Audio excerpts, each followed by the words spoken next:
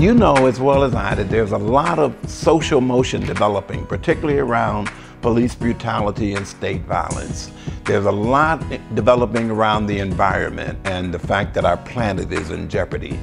There's a lot developing around just clearly issues of our democracy, whether or not we're losing even further ground on our democracy. The problem is that all these fronts of struggle that's part of this developing social motion need some connectivity. And that's one of the unique efforts of the U.S. Social Forum. We're able, because we're bringing together these various fronts of struggle and representatives to this meeting of these various fronts of struggle, we're able to begin to set the basis for the connectivity of the developing social movement, as well as beginning to develop the relationships that is necessary. The U.S. Social Forum is going to occur in next year, 2015, June 24th through June 28th in 3 locations. San Jose, California, for those of you on the west, Philadelphia, Pennsylvania, for those of you in the Midwest and the East, and Jackson, Mississippi, for those of us in the deep South and the Southwest.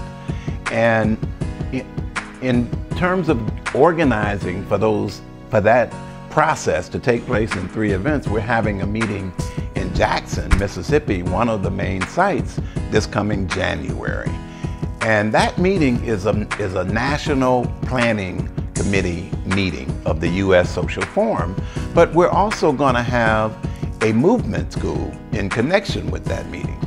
And a movement school is very critical because it allows us to have a deeper discussion about what's happening in our world and what role does the social forum process play in the developing social movement.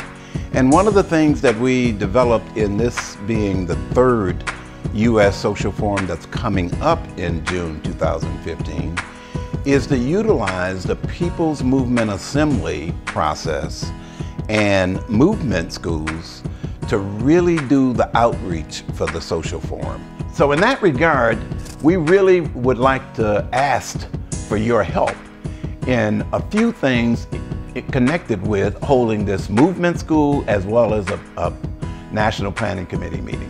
Of course, as always, we need to make sure that we get our representatives from the member organization of the National Planning Committee there.